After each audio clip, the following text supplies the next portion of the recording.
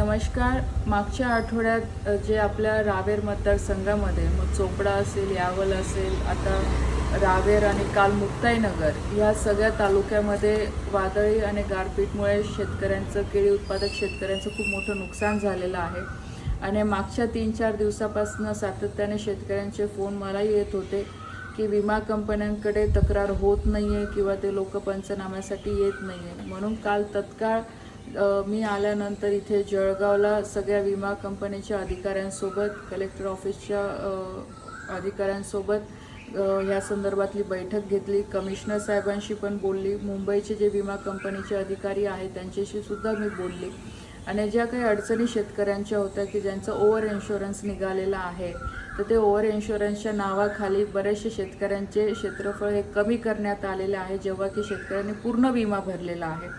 त्याच्यानंतर तक्रारी बऱ्याचशा घेतल्या जात नाही आहे, बऱ्याचशा शेतकऱ्यांचे नावं त्याच्यातनं वगळण्यात आलेलं आहे. तर या सगळ्या विषयावर काल चर्चा सविस्तर झालेली आहे. कमिशनर साहेबांनी पण विमा कंपनीच्या लोकांना आदेश दिलेला आहे, मी सुद्धा पत्र दिलेलं आहे की तत्काळ शेतकऱ्यांच्या ऑनलाईन ह्या तक्रार घेतल्या गेल्या पाहिजे.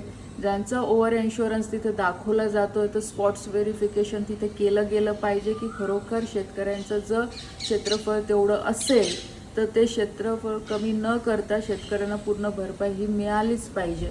आणि ह्या संदर्भातला विषय मी आदरणीय मुख्यमंत्री देवेंद्रजी यांच्या कानावरही घातलेला आहे. कृषी मंत्र्यांना सुद्धा पण कळवलेलं आहे. काल तसं पत्रसुद्धा देण्यात आलेलं आहे.